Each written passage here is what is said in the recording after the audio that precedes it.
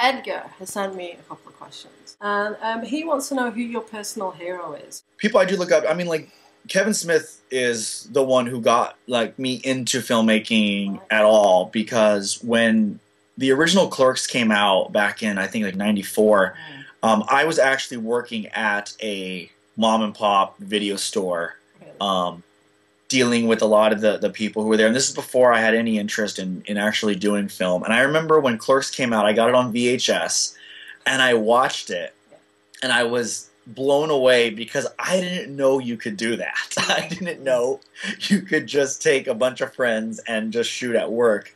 And I loved it so much, but it really inspired me. Quentin Tarantino, I just think, makes some of the most fun movies. I just watched Kill Bill again recently, and like that movie's just so fun. And I love how you can tell that he's a huge fan of his own movies. Yeah. But by the way he structures them and by the way he makes them, I mean, watching, that's kind of what I want to do too. Like, I want to make stuff that I could actually go sit down and watch and enjoy. I love Conan O'Brien, and just I've always loved Saturday Night Live as well too. It's always been just like you'll watch good sketches that just make you laugh, and it just makes you want to kind of do something yourself, you know.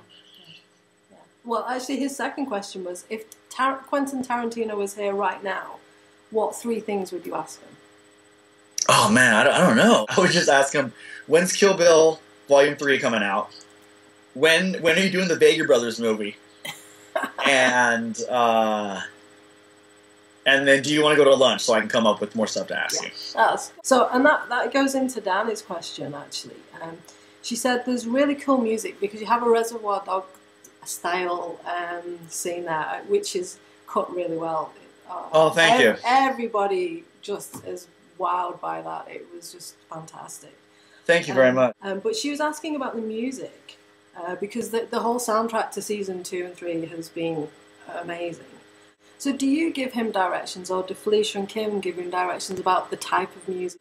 Yeah, it's kind of a little bit of both. Because I have to cut it first before he gets it. Right. And so, and it's actually easier for him. So what I'll do is I'll use a temp track, and I'll find a piece of music online, and I'll cut to that. And then once I'm done and we've locked the episode, I'll send Anon the episode with the temp music, and then he'll use that, and he will take the song and kind of make his own version of it, still retaining the mood and the energy, but then making it his own. But either way, he does an amazing job. That you seem to finish shooting and then you're straight into the editing and you're locking down the episodes really quickly. So how long would it take for you to do that?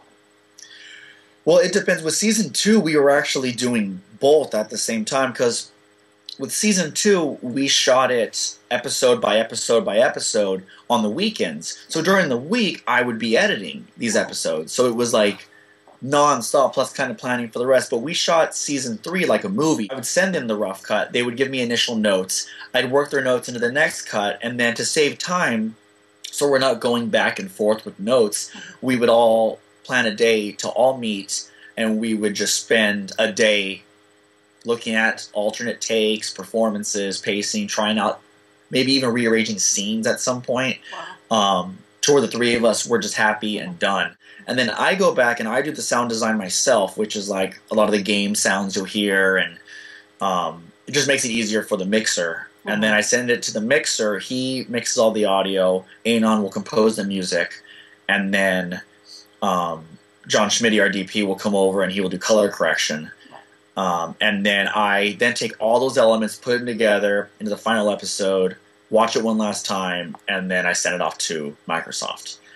So, I mean, I'd say about I was always gunning for about a week total, but it was like nonstop. Alan, and he says, do you have any advice for a novice web video maker that has, well, he puts it, with no time, talent, or ambition on how they can improve their craft? Is film school really necessary, or can you just pick it up by doing it? Yeah, I mean, I don't think film school, I mean, even when I was in film school, it was, my major was TV, film, radio, theater. Like, that was my official major. Through that, I got a good understanding, but then it was when I just finally just did it is when I learned everything. And that was whether I did something and then looked at my mistakes. I mean, I do that now. I did that with season 2 going into season 3. And if season 4 happens, I will take what I learned in season 3. Okay, what can we change? What can I improve on? And 10 years from now, I'll be doing the exact same thing. Like, you're always learning. Osiroman wanted to know what the total episode count for season 3 is going to be, and will there be another holiday teaser? The holiday video this year was the Halloween one, which Greg and Kim did, and that took place of the Christmas one that was in season 1 and 2. So basically for this season, the kind of total count was 12 episodes, the Do You Want to Date My Avatar music video, and the Halloween video, which are 2 great bonus videos, I think. Chris Stock wanted to know was, what is your position on unicorns? Do you think they're a delicious food item or a proud species with rights that should be protected? I'm not too familiar with unicorns by themselves. Like unicorn cows, I'm in favor of, and cow unicorns, I'm in favor of, and I think they should have the equal rights. I think they should have the rights of any human. He had another one, which was as an editor and a director, what's your most challenging scenes to direct and edit afterwards? Regarding the Guild? Yeah. I'd say, I mean, anything with when the whole cast is together is definitely challenging because we've kind of gotten this formula going with the Guild chat scenes where we'll do the POV like you see right now, and then we'll do kind of the side shot, and that's really it. And, I mean, those are challenging in themselves because we need to make sure that the performances match because we're shooting these weeks apart sometimes. And but when everyone's together, that's when it's definitely more challenging because now you've gone from filming this to filming a scene with 6 people, and in this season, 12 people together. Yeah. Well, I know there's been some shocks. The scenes with Zaboo and Riley caused a lot of shocks because they were quite gritty, and they brought up a lot of issues that maybe people wouldn't ever expected to see on the Guild. Yeah, I mean that was Felicia's decision. It was originally going to be like, it was actually toned down a lot because it was originally like going to be dominatrix style, like Riley, like she was going to break out this other side of her, and we thought it was too much, and we agreed with that too. Like there were scenes, like the scene in this bedroom where she throws him on the bed. Yeah. She was in the script. It said Riley enters with horse paraphernalia, almost like a saddle, and like you know. Oh, wow. I definitely think that we've not played it safe, but like we played it enough to where like it's effective, but not too over the top with Riley's character, and that's why we kind of dropped the whole dominatrix angle. Was just because we wanted to show that she was being aggressive with Zaboo enough to I mean you see how it affects him in the Valkyrie scene with The Office. It has had consequences for him and for his character, and we haven't seen any consequences for her yet. So people are hoping that might come into play. So we'll have to see about that. Yeah, you'll have to watch. The shock of the Codex and Riley scene. Oh yeah. Was that a lot of people like. I was like, I remember just seeing like the response to that originally. No, Michelle is great. I love the way she's played her character this season. I just love the odd relationship between her and Codex, and it's now at the point where it's a little confusing because we've got that scene, and then we haven't touched back on it yet, but you just have to watch to see.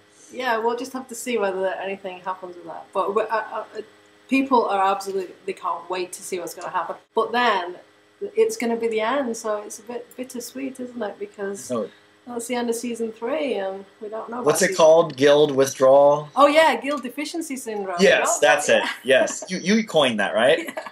Yes, we'll have to start the support group again. Yeah, we will have to. We'll have to do that. Yes, definitely. We'll have to fire that up at the end. Let's say we'll have the comic too. Where Felicia will have the comic, which she's let me read the first issue, and it's awesome. It's a prequel to the Guild, how they got together, and like it shows them in their lives before the game.